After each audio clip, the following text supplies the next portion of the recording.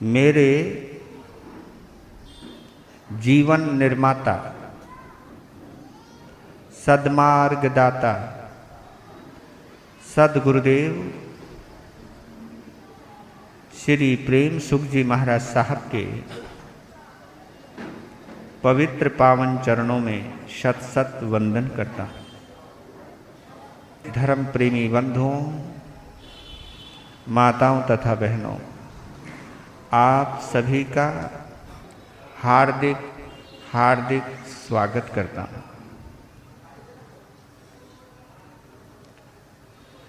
धर्म न दूजा सत्य समाना,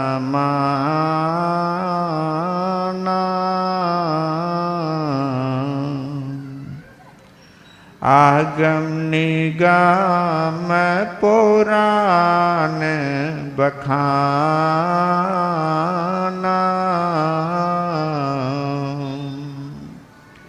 साच बराबर तप नहीं,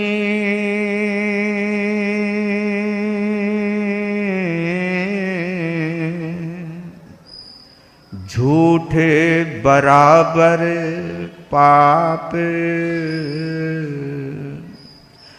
जाके हृदय साच है, ताके हृदय प्रभु आप, सतमत छोड़ बावरे,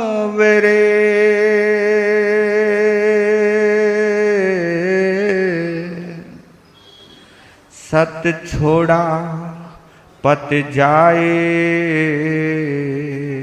सत की बांधी लक्ष्मी, फिर मिलेगी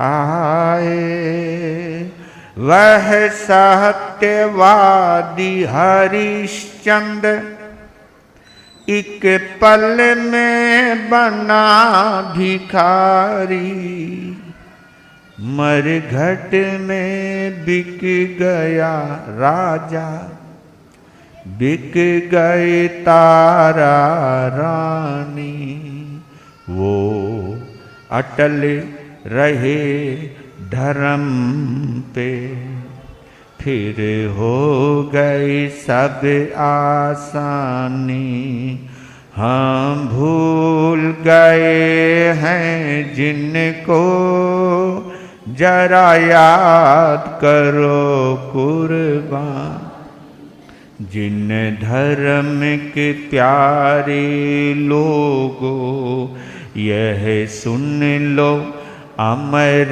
कहानी, हम भूल गए हैं जिनको, जरा याद करो कुर्बानी। बोलिए सत्यवादी महाराजा हरिश्चंद्र की।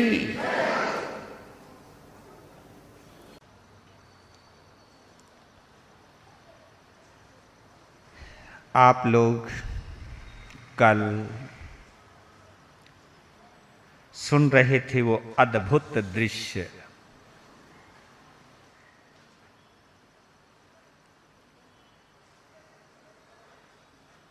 कि जब महाराजा हरिश्चंद्र ने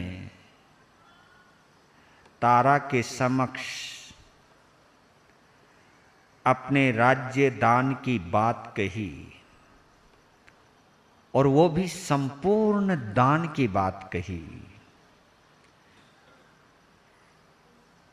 1000 स्वर्ण मुद्रा की बात कही जो मैं कर्ज ले चुका हूं, बोल चुका हूं। तो इस खबर को सुनने के बाद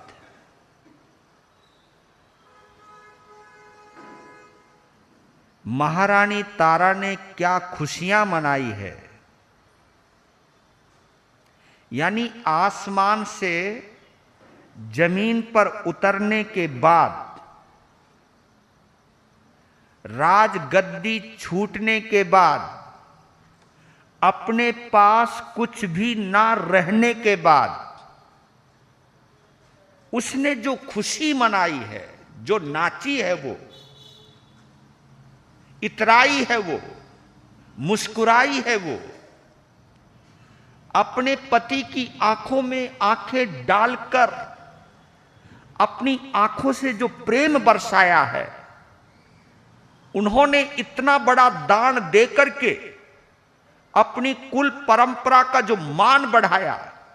देखिए तारा ने विचार क्या किया है कि इस दान के माध्यम से मेरे पति ने जो अपनी कुल परंपरा के मान और सम्मान की रक्षा की है, अद्भुत अद्भुत। जिस तरह से उसने खुशियां मनाई, जो बोला है, ये थोड़ी सी नजराना पेश कर रहा हूं। क्या बोला है? प्राणेश्वर ये दान अलौकिक, यानी संसारी आदमी ऐसा दान दे ही नहीं सकता। संसार से रचा पचा व्यक्ति, स्वार्थी आदमी ऐसा दान दे ही नहीं सकता।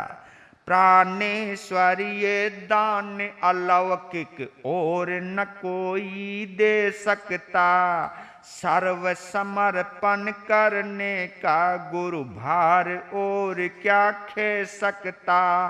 धन्य भाग्य है सूर्य वंश का शुभ गौरव तुमसे चमका। क्षत्रिय जग में दान धर्म का उज्जवल मुख फिर से दमका। रहने खाने की क्या चिंता, पशु भी तो रहते खाते। हम तो मानव सदा सत्य के बल पर आनंद ही पाते। इसको कहते हैं हौसला अफजाई उर्दू के अंदर। इसको कहते हैं हिंदी में उत्साहवर्धन। इसको कहते हैं हृदय से निकलने वाली अनुमोदना। इसको कहते हैं अनुमोदना। इससे बढ़िया कोई अनुमोदना हो ही नहीं सकती। इससे बढ़िया कोई उत्साहवर्धन नहीं हो सकता। और वो भी जीवन संगनी के द्वारा, वो भी जीवन की साथी के द्वारा। तभी तो कहता हूं कि धर्म पत्नी कैसी होती है, ये शिक्षा हमें महारानी तारा से मिलती है। क्या अद्भुत! मैं जब कभी भी कल्पना में डूबता हूं, मैं जब कभी भी उस नजारे को अनुभव करता हूं,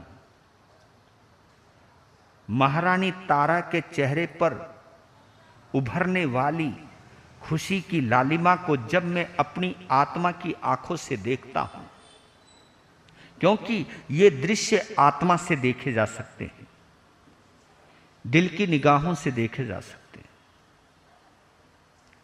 कोई भी स्वार्थी व्यक्ति, संसारी व्यक्ति इस दृश्य को देखकर पागल कहेगा कोई, लेकिन तारा ने जो अनुमोदना दी है, अभिभूत हो जाता।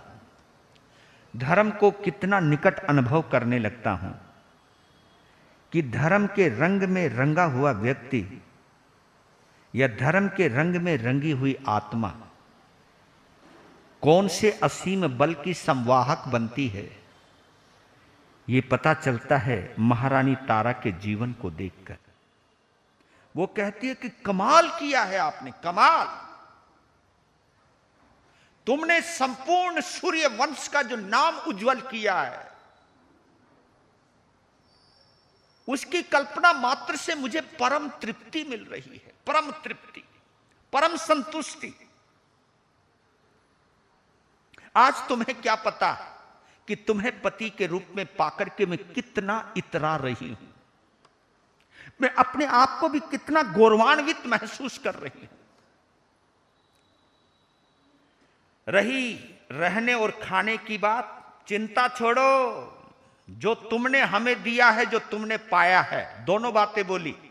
जो तुमने हमें दिया है, जो तुमने खुद पाया है, वो चीज पाई है कोई पशु प्राप्त नहीं कर सकता। ये चीज तो देवता भी नहीं कर सकता जो तुमने करके दिखाया है।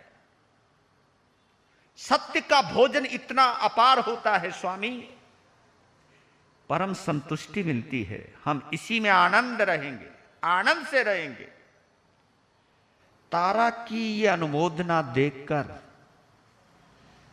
हरिश्चंद्र तो उसका चेहरा देखता का, यार क्या सोचा था, मैं तो डरता डरता बोल रहा था कि पता नहीं तारा क्या कहेगी, तुम्हें अपने धर्म की पड़ी है, तुम्हें हम नजर नहीं आए, ये बच्चे का क्या होगा ये नजर नहीं आया।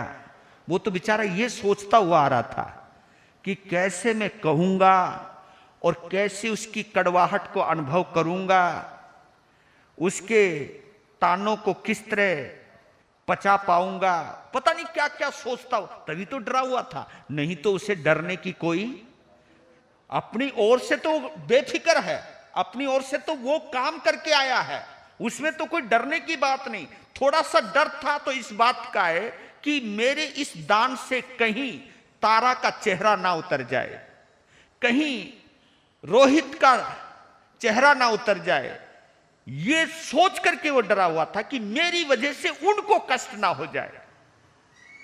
क्योंकि इस सत्य का, ये दान देने का जो मुझे आनंद आया है, इस आनंद की वजह से कोई दुखी ना हो जाए, ये दर्द था। यानी अपने आनंद के साथ साथ दूसरे के दर्द को भी महसूस करना, यही तो आध्यात्मिकता है, यही तो धार्मिकता है, इसी को ही तो हम धर्मात्मापन कहते हैं। इतना अभिभूत हो गया, इतना अभिभूत हो गया उसकी खुशी को देखकर। तो क्या बोलता है, तारा तुम हो धन्य सर्वथा। अब आइए चेहरे पर हंसी जो अंदर छुपी हुई थी। तारा तुम हो धन्य सर्वथा, धन्य तुम्हारे मात पिता। मैं भी धन्य मिली जो तुमसी, श्रेष्ठ सहचरी धर्मरता। सहानुभूति की मूर्ति मनोहर, कितना अविचल मन पाया। मैंने समझा दुख पाओगी, किंतु धैर्य दृढ़ दिखलाया। शिक्षा लेंगी तुमसे आगे आने वाली महिलाएं, विकट परिस्थिति में भी पति के चरणों में कैसे जाएं। वाह तारा वाह वाह, तू कितनी महान है। ओह, मैं तो तारा उस कोख को नमन करता हूं जिस कोख के अंदर तू 9 महीने रह करके आई है। मैं उस पिता के कंधे को प्रणाम करता हूं जिनके कंधों पर बैठ करके तू इतनी बड़ी हुई है। मैं उन घर के संस्कारों का स्मरण करता हूं जहां पर तेरे अंदर ये संस्कार के बीजारोपण हुए हैं। वाह, आज मेरे सास ससुर मेरे लिए परमात्मा है कि जिसने ऐसी देव कन्या को जन्म दिया।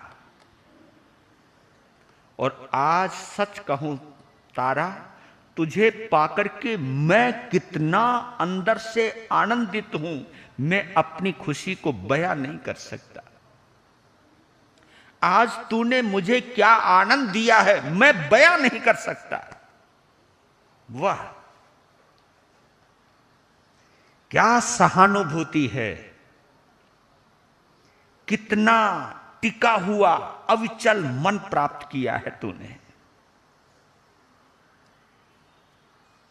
ये नारियां वास्तव में देवी का रूप होती हैं, ये तो तूने साबित कर दिया। और ये देवी मेरे जीवन के साथ जुड़ी है, ये सोच करके भी मैं परम संतुष्टि का अनुभव कर रहा हूं।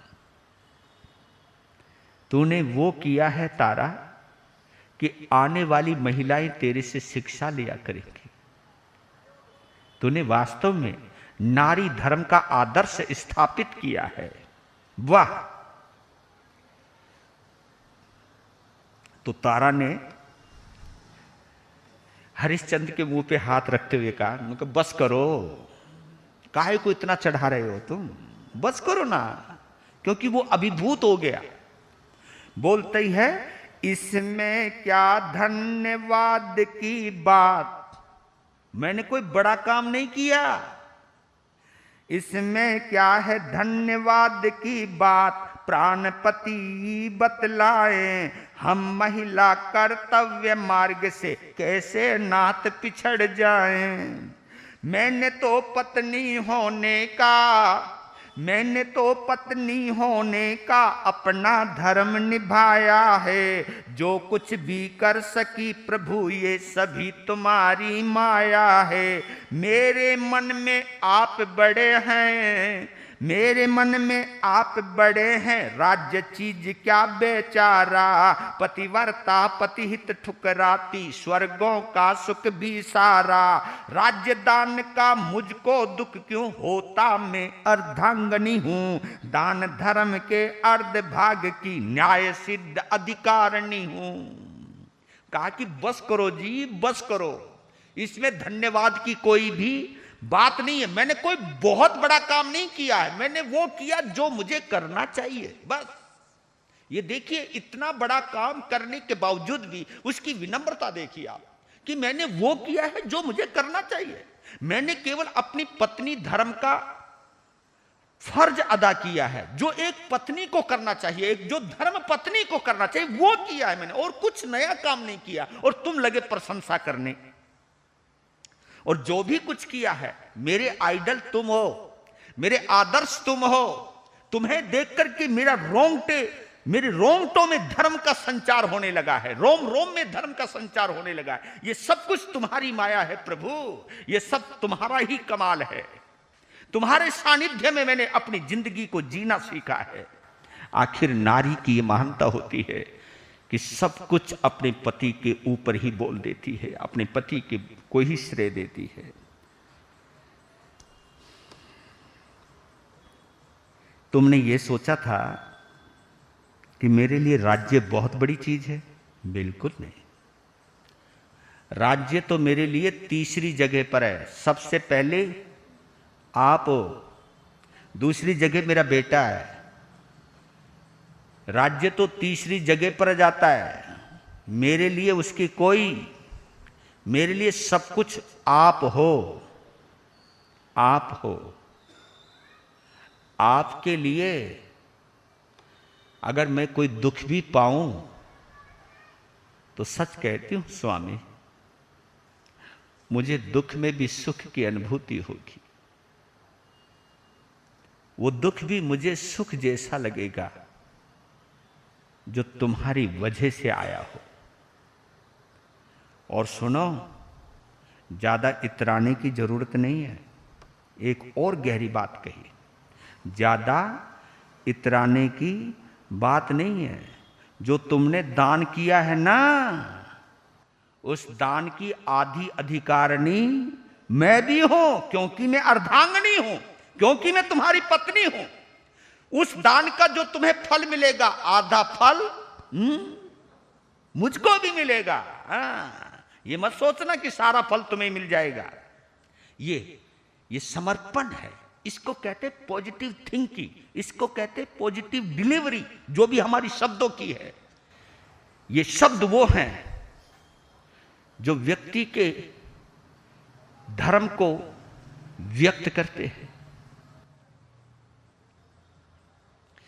अच्छा प्यारी मुझे यहां से कल प्रभात ही जाना है। एक बात चुभती हुई बोल गए वो यहां हरिश्चंद्र। अच्छा प्यार, और शायद वो उसके हक में बोल रहे हैं, एक पति का धर्म अदा कर रहे हैं यहां पर। अच्छा प्यारी मुझे यहां से कल प्रभात ही जाना है। एक मास के अंदर ऋषि के ऋण का भार चुकाना है। अगर मास में ऋण न दे सका अगर मास में ऋण न दे सका, सत्य भ्रष्ट हो जाऊंगा। कौशिक ऋषि के क्रोधानल में वंश सहित जल जाऊंगा। अस्तु तुम्हारे लिए आज ही मैं प्रबंध कर देता हूं, तुम्हें तुम्हारे पूज्य पिता के घर पर पहुंचा देता हूं। कहा कि भोली, कल हमको यहां से जाना है, 1 महीने का समय मिला है मुझको 1000 स्वर्ण मुद्रा की दक्षिणा का ऋण चुकाने का। और सच कहूं तारा, अगर 1 महीने में मैं अपना ऋण नहीं चुका पाया, मैं कहा हुआ ऋण नहीं दे पाया, तो मेरा धर्म टूट जाएगा, मैं सत्य से भ्रष्ट हो जाऊंगा। मैं महर्षि विश्वामित्र के क्रोधाग्नि में पूरे वंश सहित जल जाऊंगा। मुझे धर्म बचाना है, सत्य बचाना है, परंपरा बचानी है, संस्कार बचाने हैं। इसलिए आज मैं तुम्हारे लिए एक प्रबंध कर देता हूं, किसी के माध्यम से तुमको मैं तुम्हारे पिता के घर पहुंचा देता हूं। तुम अपने पिता के घर जाओ रोहित को लेकर के।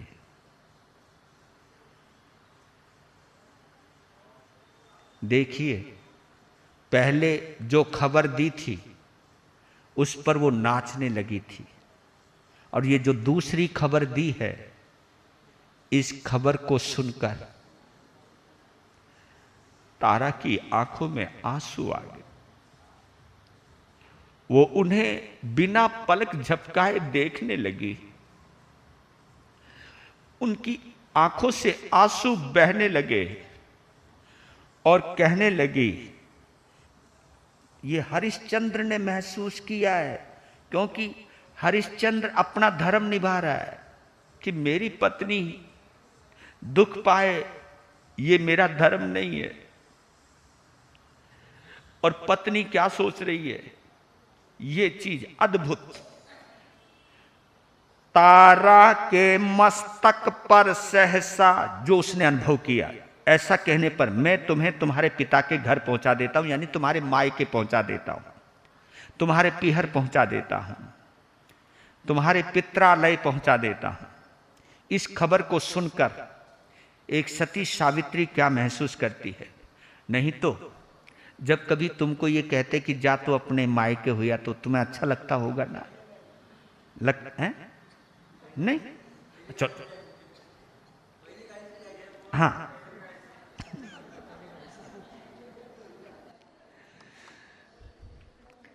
तारा के मस्तक पर सहसा अंबर मंडल टूट पड़ा, शत शत वज्रपात सा भीषण हुआ हृदय में दुख बड़ा। कुछ क्षण रह निस्तब्ध कहा पतिदेव आप क्या कहते हैं, आत्मा के जाने के पीछे प्राण कहाँ पर रहते हैं। पित्रालय में छोड़ हमें क्या सन्हे सूत्र को तोड़ेंगे, क्या सचमुच ही चिरदासी से आज निजानन मोड़ेंगे। तन से छाया और चंद्र से स्वच्छ चंद्रिका दूर नहीं, हो सकती पत्नी भी पति से दूर त्रिकाल कदापि नहीं। उस समय वो महसूस किया जैसे कोई पहाड़ टूट गया हो उसके ऊपर। क्या वज्रपात हुआ है, क्या दर्द हुआ है। उस वक्त महारानी तारा को उसके चेहरे से झलक रहा है। उसके चेहरे पर जो वेदना थी उसने हिला के रख दिया। अपने पति के इन शब्दों ने हिला के रख दिया तारा को। थोड़ी देर चुप रही, चुप सन रही कि मेरे स्वामी बोल क्या रहे, कह क्या रहे। फिर हिम्मत भर के आंसुओं को पोंछ के कहने लगी, आप क्या बोल रहे हो? तुम मुझे एक बात बताओ, क्या आत्मा के जाने के बाद शरीर में प्राण रह जाते हैं क्या? आत्मा गई तो प्राण भी गए, श्वास भी गए, ये शरीर शव हो जाता है, मुर्दा हो जाता है। तुम तो मेरे बिना रह भी नहीं सकते, तो तुमने सोचा कैसे मुझे पितरालय छोड़ने के लिए, मुझे पिता के घर छोड़ने के लिए सोचा भी कैसे?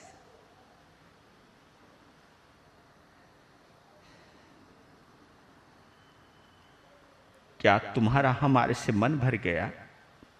क्या हम तुम्हें अच्छे नहीं लगते? क्या हम तुम्हें परेशान करेंगे? आखिर तुमने ऐसा बोला क्यों? मैं तो एक बात जानती हूं स्वामी, काया से कभी छाया दूर नहीं रहती। जहां काया वहां छाया। छाया समझ गए? काया से कभी छाया दूर होती ही नहीं। चांद से कभी चांदनी दूर होती ही नहीं। जहां चांद वहां चांदनी, जहां काया वहां छाया। यानी शरीर की काया के साथ छाया का जो संबंध है स्वामी, वही संबंध पति और पत्नी का होता है। आप बोल क्या रहे हो? तब वो कहने लगते हैं, तारा वनपथ और प्रवास का जीवन कितना संकटमय। वो भी अपने प्रेम और कर्तव्य में बोल रहा है, उसने और कुछ नहीं बोला। तारा वनपथ और प्रवास का जीवन कितना संकटमय। पद पद पर अपमान यंत्रणा, नव प्रदेश सभी थल भय। ठीक समय पर रोखे सूखे भोजन का भी है टोटा। बाहर जाकर बन जाता व्यक्तित्व महत्तम भी छोटा। राजमहल की राजवधू तुम, राजमहल की राजवधू तुम, कमल पुष्प सा कोमल तन। सुरचिर गोद में पली सुखी की, कैसे होगा कष्ट सहन। कहने लगे हैं हरिश्चंद्र कि तारा तू समझती क्यों नहीं? उन्होंने कहा है कि कल तुझे अयोध्या की सीमा पार कर देनी है। मुझे कितना चलना पड़ेगा? वो जंगल का रास्ता, भयानक जंगल, हमारे पास कुछ नहीं है। हमारे पास ना घोड़ा है ना गाड़ी है, पैदल ही जाना है। ये तू सहन नहीं कर पाएगी। ये छोटा सा बच्चा कैसे सहन करेगा? और सुन, जब तक हम अयोध्या क्षेत्र की सीमा में हैं, हम कुछ खा भी नहीं सकते। दूसरा प्रदेश आएगा, वहां मैं कमाऊंगा, वही मैं खा पाऊंगा। मैं कहीं खा भी नहीं सकता, तू भी खा नहीं सकती, बच्चा खाएगा नहीं। कैसे? सोच जरा। और प्रदेश के अंदर कोई तेरे पति को नहीं जानता, क्योंकि अनजान प्रदेशों के अंदर बड़े बड़े लोग छोटे हो जाते हैं, कोई नहीं जानता। तू मुझे गलत मत समझ, मुझे सब कुछ नजर आ रहा है, क्या क्या होने वाला है। तुझे तो केवल तेरा पति के प्रति जो प्रेम है वो नजर आ रहा है, लेकिन मुझको आगे भी नजर आ रहा है। और मेरा ये धर्म कहता है कि अपने धर्म के लिए अपनी पत्नी, अपने बच्चे को कष्ट में डालना तुझे बिल्कुल भी अच्छा नहीं हो सकता है। ये मेरा धर्म है। तुम्हारी सोचना, तुम्हारे बारे में सोचना मेरा धर्म है। क्योंकि मैं राजा था तो मैं पति आज भी हूं, मैं पिता आज भी हूं, और मेरा धर्म है तुम दोनों के लिए सोचना। प्राणेश्वर क्या दुख की चिंता, हम भी क्षत्रिय बाला हैं। पुष्प सुकोमल राजमहल में, बाहर वज्र कराला हैं। सुख दुख मानव तन पर आते जाते समय समय पर है। कभी पुष्प की मृदु कलिका पर, कभी कुटिल कंटक पर है। भाग्य पलट जब जाता है, भाग्य पलट जब जाता है तो जंगल महल बराबर हैं, सहन सभी कुछ करना होगा, तुल्य निरादर आदर है। मखमल के गद्दों के ऊपर भी जिनको उन्मन देखा, समय पड़े पर कांटों में भी उनका खुश जीवन देखा। खाने की क्या बात आप भी रूखा सूखा खाएंगे, सच कहती हूं दासी को भी उसमें ही खुश पाएंगे। ये बार बार दुख की क्या बातें करते हो आप? क्यों बार बार इस तरह बोलते हो? दुख की मुझे कोई चिंता नहीं है। अगर तुम कष्ट सहन कर सकते हो तो मैं भी कष्ट सहन कर सकती हूं। जिस क्षत्रिय घराने के अंदर तुमने जन्म लिया, हमने भी जन्म लिया है। आप किसी भी मायने में हमें कमजोर मत समझिए, और सहनशीलता के मामले में हम मर्दों से आगे रहती हैं। घबराओ मत, चिंता मत कीजिए। और सुख दुख जब भी आते हैं समय पर, हर कोई सहन करना सीख जाता है। वक्त सभी को सब कुछ करना सिखा देता है, सब कुछ सिखा देता है। ये वक्त बड़ा बलवान होता है। मैंने अपनी जिंदगी के अंदर ऐसे लोग देखे हैं कि जिनको कभी फूलों की सैया पर नींद नहीं आती थी, उनको मैंने कंकरों में मस्ती की नींद लेते हुए देखा है। क्योंकि नींद आनी चाहिए, और नींद जब आती है ना तो वो कंकड़ पत्थर नहीं देखती। नींद जब आती है तो कंकड़ पत्थरों पर भी आ जाती है, और जिनको नहीं आनी होती है उनको मखमली गद्दों के ऊपर भी नहीं आती है। आप क्या बातें कर रहे हो? आप मेरे पे विश्वास कीजिए, कष्ट सहन करने में मैं आपसे कहीं पर भी पीछे रहने वाली नहीं हूं। मैं आपको कष्ट में डालकर खुद महलों के अंदर रहूं, मैं इतना बड़ा पाप करने वाली मैं सोच भी नहीं सकती। मुझे क्यों पापीन बना रहे हो? ये बात आगे बोलती है, पर लेकिन ये बात सुनकर के वो कहती है, तारा तुम, हरिश्चंद्र कहते हैं, तारा तुम भावुक हो फलतः, मधुर भावना रखती हो, किंतु समय की जटिल समस्याओं का ध्यान ना रखती हो। क्षत्रिय बाला हो तुमसे दृढ़ साहस की कुछ आशा है, किंतु उग्र अति साहस की तो आशा नहीं दुराशा है। पति होने के नाते तुमको भामनी कष्ट नहीं दूंगा, कष्ट सहो मेरी आंखों के आगे कैसे सह लूंगा। पत का भिक्षुक आज बना हूं, ऋण का भार लदा सिर पर, नहीं पता कब और कहां पर खानी है क्या क्या ठोकर। भद्रे मेरे पीछे पीछे कहां कहां तुम आओगी, कौशल की रानी अपने को कहां कहां ठुकराओगी। कहा कि तू भोली है, भावुक है, इस समय तुझे अपने पति के प्रेम का नशा चढ़ा हुआ है, तुझे सामने आने वाले कष्ट नजर नहीं आ रहे। मैं मानता हूं कि तेरे अंदर हिम्मत है, मैं मना कहां कर रहा हूं, लेकिन वक्त जब किसी को तोड़ने पर आता है तो अच्छे अच्छों का जिगरा हिल जाता है, अच्छे अच्छों की हिम्मत जवाब दे जाती है। और दूसरी बात, मैं तेरा पति हूं, मैं खुद भूखा रह सकता हूं, लेकिन मेरे आगे तू भूखी रहे, मेरा बच्चा भूखा रहे, मैं नहीं सहन कर पाऊंगा, मैं वो दृश्य नहीं देख पाऊंगा। तुम समझती क्यों नहीं हो?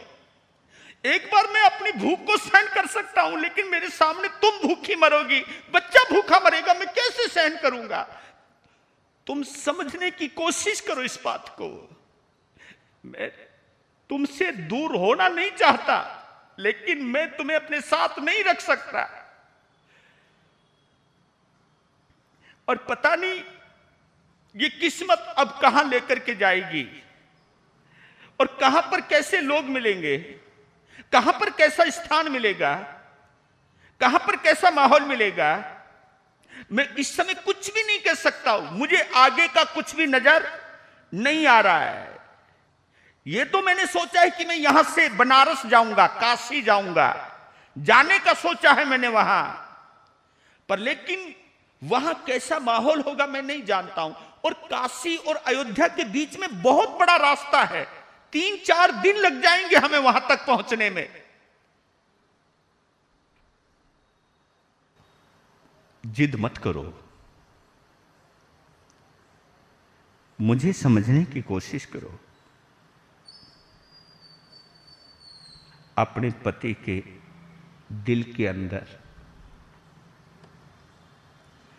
अपने लिए इतना प्रेम देख करके खुशी में पागल हो गए।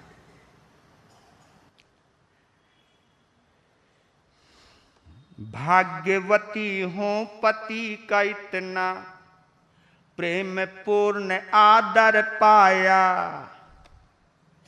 अपने दुख का ध्यान नहीं पत्नी का दुख ही अकुलाया।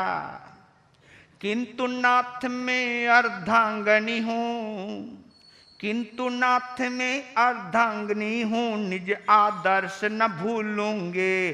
चाहे कुछ भी कहें आप में अपने प्रण पर झूलूंगे। आधा अंग कष्ट में कल्पे आधा सुख के सागर में, न्याय कहाँ का खुद ही सोचे अपने निर्मल अंतर में। आप एक असहाय दुख की ठोकर खाएं दर दर के, मैं महलों में मौजें लूटूं मखमल के गद्दों पर की। कोटि कोटि धिक्कार मुझे ये बात न हरगिज हो सकते, तारा महिलाओं की उज्जवल मर्यादा कब खो सकते। सुख में साथ रहे पति के पर दुख में छोड़ अकेली हो, वे पत्नी पत्नी नहीं पापिन पथ से भ्रष्ट रखेली हो। कष्ट आपके संग जो होगा कष्ट नहीं वह सुख होगा, और आपसे पृथक रहे पर सुख भी मुझको दुख होगा। बिना आपके स्वर्ग लोक को नरक लोक ही जानूंगे, किंतु आपके साथ नरक को स्वर्ग बराबर मानूंगे। 100 बातों की एक बात चरणों के साथ चलूंगे मैं। आप नहीं टलते निज प्रण से कैसे नाथ टलूंगी मैं। ये मेरा सौभाग्य है कि आपके अंदर मेरे लिए जो प्रेम है, इस प्रेम को महसूस करके परम आनंद की अनुभूति हुई कि आपको अपने दुख की चिंता नहीं, अपनी पत्नी का दुख ज्यादा बड़ा मालूम देता है। पर लेकिन जिस तरह तुम मेरी चिंता करते हो ना, ऐसे मैं भी तुम्हारी चिंता करती हूं। जितनी तुम्हारे लिए मैं महत्वपूर्ण हूं ना, उतने तुम भी मेरे लिए महत्वपूर्ण हो। पति और पत्नी कोई छोटा कोई बड़ा नहीं। और सोचो जरा, विचार तो करो, कुछ सोच के तो बोला करो, ये कौन सा न्याय है। हम दोनों इस जिंदगी के सफर के एक से ही मुसाफिर हैं, साथी हैं। आप तो जंगल में भटको और मैं महलों में मौज करूं। आप सोचो तो सही, ये कैसे हो सकता है। ये नहीं हो सकता। सुख में तो अपने पति के साथ रहे और दुख में अपने पति को अकेला छोड़ दे। आपने समझा क्या हमको? स्वामी, ये महिलाओं का चरित्र नहीं है, ये भारतीय महिलाओं की सोच नहीं है।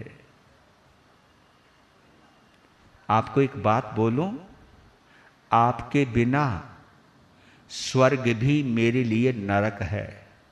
आपके बिना स्वर्ग भी मेरे लिए नरक है, और अगर आपके साथ हूं तो मेरे लिए नरक भी स्वर्ग के बराबर है।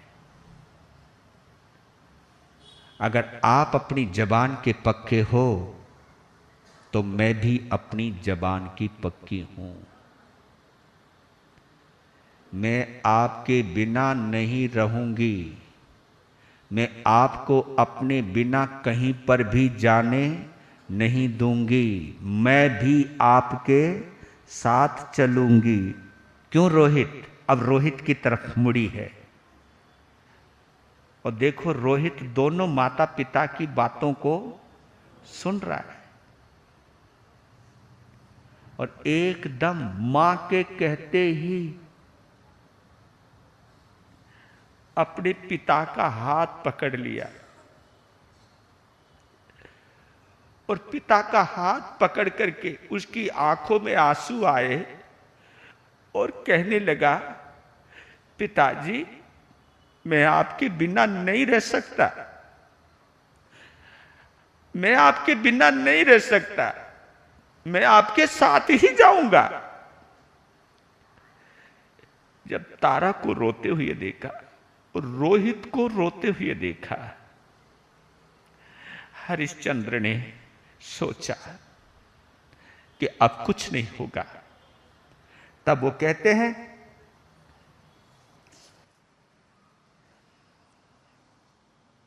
आंखों के पथ अति द्रुत गति से झरझर अश्रु प्रवाह बहा, अच्छा प्रिय चलो भूपति ने मंद हास्य के साथ कहा। जब वो रोने लगी तब कहा, रो मत, चल मैं तुम्हें अपने साथ ही। इतना सुनते ही ओ रोहित तो वही उछलने लगा। मां को कहा, अब हम पिताजी के साथ चलेंगे। सूर्य देव निज किरण समेटे, अस्ताचल की ओर ढले, राजा रानी लीला गति से अंतःपुर की ओर चले।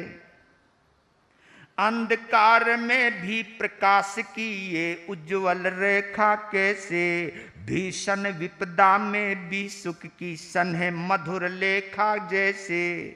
सुख दुख मन की झूठी चीजें, गौर करना इस लाइन पर, सुख दुख मन की झूठी चीजें, प्रेम बड़ा सबसे ऊपर, आनंदित रहते हैं प्रेमी कोटि कोटि संकट सहकर। ये जो सुख और दुख है ना, ये सारा मन का, हाँ ये सारा मन का खेल है। जब मन तैयार होता है ना तो दुख में भी सुख की अनुभूति होती है। जब मन तैयार नहीं होता ना तो सुख में भी दुख की अनुभूति होती है। ये सारा खेल है तो मन का ही है। दोनों पति पत्नी महल की तरफ चले। दिन छुप रहा है, यानी पूरा दिन गया, अब तो केवल उनके जाने के बीच में रात ही बाकी है। महल की ओर आ गए। अंधकार में भी प्रकाश का अनुभव हो रहा है। अंधकार में भी सब कुछ लुट चुका है, लेकिन फिर भी अपने आप को समृद्ध समझ रहा है। सब कुछ गंवाने के बाद भी अपने आप को धनवान मान रहा है। बताओ क्यों? क्योंकि सब कुछ देकर के भी उसने संस्कार को बचाया है, परिवार के धर्म को बचाया है, मान मर्यादा को बचाया है, सत्य को बचाया है। दुनिया की नजरों में वो भिखारी हो गया है, लेकिन परमात्मा की नजरों में बादशाह बन गया है। बादशाह बन गया है। ये फर्क होता है मेरे भाइयों। कवि ने मेरी बहनों के लिए, माताओं के लिए एक गीत रचा है, सुनाता हूं, आपको अच्छा लगेगा, है ना? बोलना, ये तुम्हारी प्रशंसा कर रहा हूं, तुम बहुत अच्छी हो। नाम अमर बना गई, नाम अमर बना गई भारत की कुल नारियां, नाम अमर बना गई भारत की कुल नारियां, कर्तव्य ज्योत जगा गई, कर्तव्य ज्योत जगा गए चिर उजली चिनगारियां। कर्तव्य ज्योत जगा गई, कर्तव्य ज्योत जगा गए चिर उजली चिनगारियां। नाम अमर बना गई भारत की कुल नारियां। पति परमेश्वर के लिए जीवन अर्पण कर दिया, पति परमेश्वर के लिए जीवन अर्पण कर दिया। संकट में अनुपद फिरे, संकट में अनुपद फिरी। पद कहते हैं पांव को, अनु कहते अनुसार। जहां जहां पति के चरण गए उनके पीछे पीछे पत्नी के भी चरण गए। संकट में अनुपद फिरी, संकट में अनुपद फिरी। छोड़ के महल अटारियां, संकट में अनुपद फिरी। छोड़ के महल अटारियां, नाम अमर बना गई भारत की कुल नारियां। नाम अमर बना गई भारत की कुल नारियां। कर्तव्य के पथ पर चढ़ी, कर्तव्य के पथ पर चढ़ी, परवाह न की सुख दुख की। कर्तव्य के पथ पर चढ़ी, परवाह न की सुख दुख के। वज्र समान कठोर थी, वज्र समान कठोर थे। फूल सी मृदु सुकुमारियां, वज्र समान कठोर थे। फूल सी मृदु सुकुमारियां, नाम अमर बना गई भारत की कुल नारियां। नाम अमर बना गई भारत की कुल नारियां। दान दया और शील के, दान दया और शील के जोहर क्या दिखला गई। दान दया और शील के जोहर क्या दिखला गए। महक रही हैं आज भी, महक रही हैं आज भी सद्गुण की फुलवारियां। महक रही हैं आज भी सद्गुण की फुलवारियां। नाम अमर बना गई भारत की कुल नारियां। कर्तव्य ज्योत जगा गई उजली चिर चिनगारियां। तारा सीता द्रौपदी, तारा सीता द्रौपदी सावित्री और अंजना। तारा सीता द्रौपदी सावित्री और अंजना। एक से एक महान थी, एक से एक महान थे अमर सदा बलिहारियां। एक से एक महान थे, एक से एक महान थी अमर सदा बलिहारियां। नाम अमर बना गई, ओह नाम अमर बना गई भारत की कुल नारियां। नाम अमर बना गई भारत की कुल नारियां। इतिहास भरा पड़ा है तुम्हारे जोहर से, तुम्हारे कर्तव्य परायणता से, तुम्हारी भक्ति से, तुम्हारी सहनशीलता से। मेरी माताओं, मेरी बहनों, तुमको जो रुतबा मिला है, चाहे दुनिया कुछ भी कहे, कुछ भी कहे, लेकिन सच कहता हूँ जो रुतबा तुम्हें मिला है, यानी इससे बड़ा कोई रुतबा कोई हो ही नहीं सकता कि आप लोगों को परमात्मा को जन्म देने का सौभाग्य मिला है। नारी, आदमी तो पत्थरों की मूर्तियां बनाते हैं, ठक ठक ठक ठक करके करके। जो मूर्तिकार होते ना, आदमी बेचारे केवल पत्थरों की मूर्तियां बनाते हैं। पर लेकिन आप तो, और देखिए आदमियों की बनाई हुई मूर्तियां जहां रख दो वहां से उठती कौन नहीं है? और तुम्हारी मूर्तियां चलती हैं, फिरती हैं, गाती हैं, बोलती हैं, धर्म का प्रचार करती हैं, धर्म का परचम लहराती हैं।